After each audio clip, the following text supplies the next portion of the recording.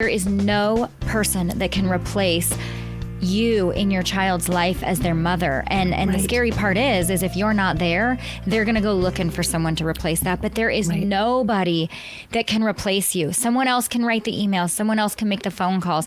And we're not saying don't serve. We're not saying don't serve in the church or in your community. We are not saying that, but we are saying that anything that comes at the expense of your children is not a good thing, even if it looks good. Mm-hmm. That there is only one mom for your kids, and that's the one that God made for them. That's right. And we also feel this isn't enough. Like sometimes sitting at home, wiping rear ends, cleaning the dishes, doing the laundry. We feel like these are big things to make a big impact in the world for our big Jesus. Like sometimes we feel like we have to do these bigger things.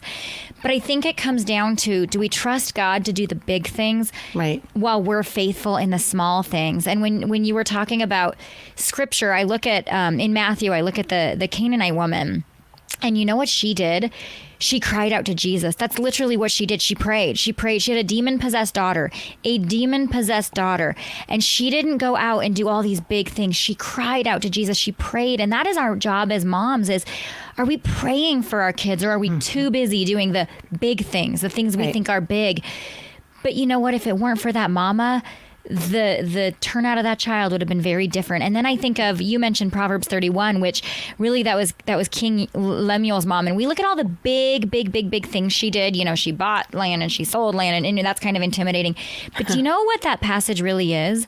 That was her teaching her son. That whole part of Proverbs 31 is a mom sitting down teaching her son God's ways. That is what Proverbs 31 was. He was looking for a wife. He was not yet married. And she sat down and she was teaching him what God wanted in a woman. And what did that mom do? She taught her son about godliness and wisdom. She didn't say, I don't have time, or, I have this other job to do that's more important, or let me send this email, or no, she sat down and she talked to him and she taught him God's way.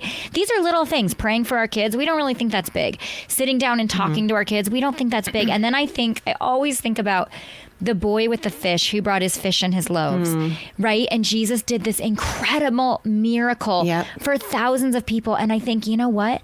There was a mama somewhere that packed that little boy's lunch. Right. And all three of these women, the Canaanite women, King Lemuel's mom, the mama that packed there's no names in there. They don't have names. We kind of think, they're just unimportant women. We didn't even have a name for them.